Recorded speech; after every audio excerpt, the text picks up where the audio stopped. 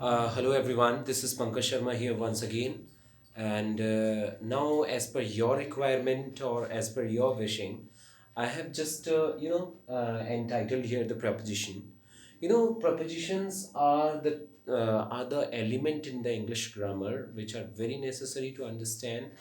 And firstly, the thing is that how can you understand the preposition? Okay, it is also the part of speech's one part, and very important thing is that how could you understand the preposition. इसके कुछ places होते हैं, इन prepositions को use करने के कुछ places होते हैं. So firstly make sure कि आप prepositions कहाँ use कर सकते हो. तो as usual the name wise क्या लिखा हुआ है? Preposition. Prepositions which always comes with the nouns or a pronoun. Okay, nouns or pronoun. Okay,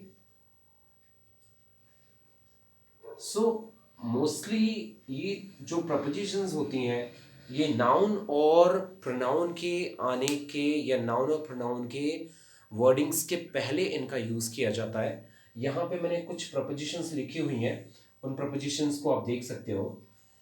जैसे कि ये पेयर ऑफ प्रपोजिशंस है. पेयर ऑफ प्रपोजिशंस का मतलब ये है कि मैंने अंडरलाइन वर्ड किए हुए हैं. जो अंडरलाइन वर्ड्स हैं वो अंडरलाइन वर्ड्स प्रपोजिशंस के साथ आए हुए हैं, और क्यों आए हुए हैं मैं इसको बताने का कोशिश करूंगा, बताने की ट्राई करूंगा. Okay, the first example is the price of petrol has gone up. Okay, the relations of noun. Okay, the relation of a noun and showing the possession. जब भी पोजेशन की बात होती है, अधिकार की बात होती है कि किसी चीज का मूल्य, ठीक है, किसी चीज की प्राइस, तो का मूल्य या की प्राइस, ठीक है, या का प्राइस. जब ऐसे पजेसिव पजेसिव एक्टिविटीज होती हैं या पोजेशन विद नाउन ऐसी एक्टिविटीज आती है, तो हमेशा उस नाउन के साथ ऑफ प्रपोजिशन का यूज किया जाता है, जो यहाँ पे किया गया है. ठीक है, तो the price of petrol has gone up. Petrol की कीमत, प्राइस ऑफ पेट्रोल की कीमत ज्यादा कर दी गई है या बढ़ गई है. Okay, the next example is there is no demand for radios these days. There is no demand for radios these days. So demand for, कुछ प्रपोजिशंस ऐसी होती हैं, कुछ वर्ब्स ऐसी होती हैं जो प्रपोजिशनल वर्ब्स कहलाती हैं. ठीक है, या कुछ ऐसे नाउन्स होते हैं जो प्रपोजिशंस विद नाउन्स होते हैं, वो ऑफ के साथ ज़्यादातर आते हैं, नाउन्स प्लस ऑफ और एडजेक्टिव्स प्लस ऑफ. यहाँ पे भी यही है, ये this is the preposition, this is the verb which is coming with the preposition. तो डिमांड फॉर मीन्स की मांग होना या की मांग बढ़ना. तो demand for, there is no demand for radios these days. इन दिनों रेडियो की कोई डिमांड या कोई मांग नहीं है. तो बेसिकली हम क्या पढ़ते हैं, फॉर का जो सेंस होता है वो के लिए. Okay, it always comes for, means if somewhere we are using the prepositions for, so it always goes with a के लिए के sense in the Hindi sense के लिए. but here एक for को लेके एक पूरी की पूरी verbal preposition बन रही है which is giving the sense demand for, मतलब की मांग या के लिए इतनी डिमांड नहीं है, के लिए इतनी मांग नहीं है, तो दैट इज कमिंग फॉर किसी चीज की रिक्वायरमेंट. ओके, किसी चीज की या किसी चीज के लिए requirement, that's why demand for radios these days. तो ये फॉर प्रपोजिशंस आप ऐसी जगहों पे यूज कर सकते हैं जहाँ पे के लिए का सेंस आए, या जहाँ पे कुछ ऐसी प्रपोजिशनल वर्ब्स आती हैं जैसे लुक फॉर. ठीक है, लुक फॉर हो गया आपका, ये डिमांड फॉर हो गया. ठीक है, तो ये कुछ ऐसी प्रपोजिशंस हैं जो हमेशा वर्ब के साथ आती है, तो ये वर्बल प्रपोजिशन कहलाती है. So which is I have written here. Third example है, she has interest in drama and painting. she has interest in generally ये प्रपोजिशन अपन कई जगह पे यूज करते हैं. वैसे बेसिकली तो उसको प्लेस के लिए यूज किया जाता है, लेकिन यहाँ पे ऐसा कोई प्लेस या कोई ऐसी जगह की बात नहीं है, सिर्फ इसको मैं के अर्थ में यूज किया जाता है. जब हम किसी चीज में इंटरेस्ट होता है, चाहे वो आपके बातें करने में हो, आपकी पढ़ाई में हो, म्यूजिक में हो, या कंप्लेंट में हो, तो किसी भी चीज़ में जब हमारा इंटरेस्ट होता है, इंटरेस्ट जैसे यहाँ पे एक बच्ची है, she has interest in drama and painting, तो आप क्या बतला रहे हो, someone's hobbies or someone's interest you are showing at that time you can use in preposition कि मुझे क्रिकेट में इंटरेस्ट है, मुझे टीटी में इंटरेस्ट है, मुझे बाइकिंग में इंटरेस्ट है, मुझे यूट्यूबिंग में इंटरेस्ट है, मुझे पॉडकास्टिंग में इंटरेस्ट है, मुझे स्टोरी टेलिंग में इंटरेस्ट है. तो such a way you can use all and everywhere in. Okay, मैं के सेंस में तो ये इन आई हुई है. नेक्स्ट एग्जाम्पल है I have no appetite for food now. ये सेम एग्जाम्पल है. सेकेंड एग्जाम्पल को ले लो और फोर्थ एग्जाम्पल को ले लो आप.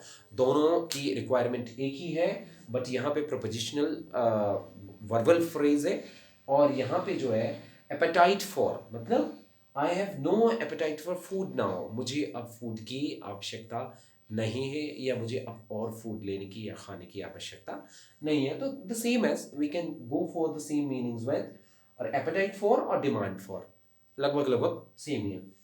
अब मैं आता हूँ फिफ्थ एग्जाम्पल में. Our school is famous for, जो मैंने सेंस बताया था कि हमारा स्कूल जो है वो किसी चीज़ के लिए जाना जाता है, किसी चीज़ के लिए फेमस है.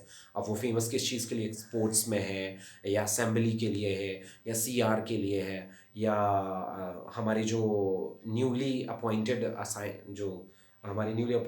लीडर्स हैं उनके लिए है या एकेडमिक्स अच्छा होने के लिए, तो के लिए. Okay, so our school is famous for, के लिए के सेंस के लिए द प्रपोजिशन वंस अगेन.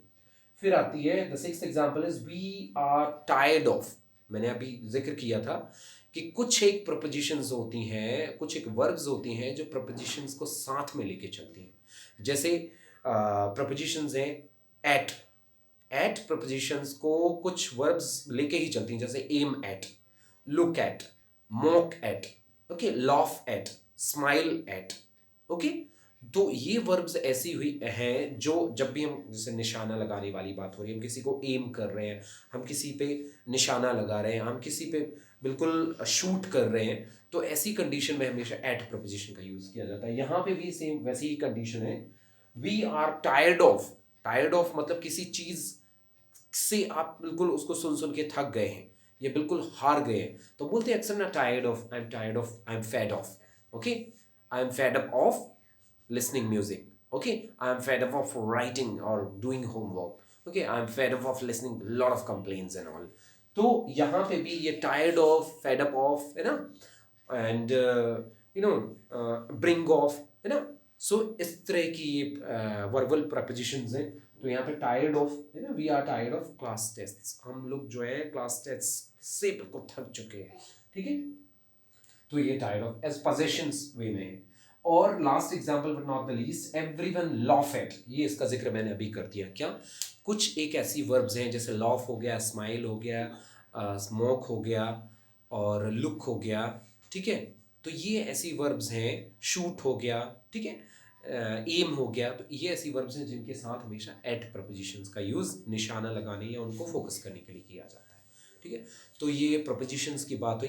कुछ छोटी छोटी बातें हैं जैसे मैं आपको बताऊं, जो अंडरलाइन प्रपोजिशंस हैं.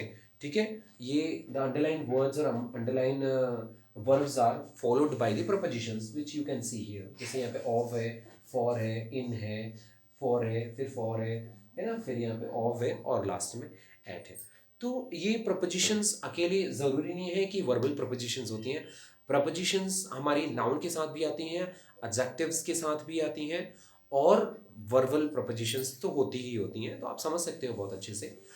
तो ये छोटा सा डिस्क्रिप्शन मैंने आपके साथ शेयर किया. I hope you will be liking this and definitely I would try to give you elaborative way. Each preposition is very important to know it at all, and individually prepositions पढ़ाने में ज़्यादा अच्छा लगता है rather than this one, but it is a short information that you can understand through this one. Thank you very much. Thanks a lot.